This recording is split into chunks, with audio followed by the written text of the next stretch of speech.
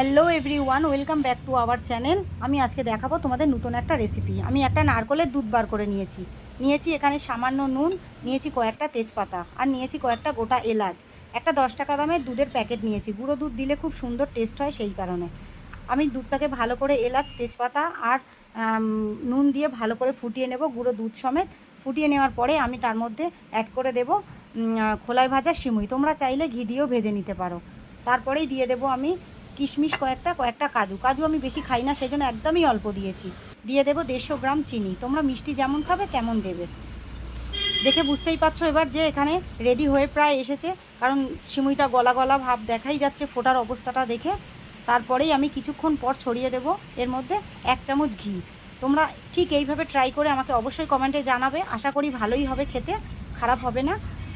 আমার নতুন নতুন ভিডিও পাওয়ার জন্য তোমরা প্লিজ আমার চ্যানেলটা সাবস্ক্রাইব করে দেওয়ার অনুরোধ রইল। Bye bye.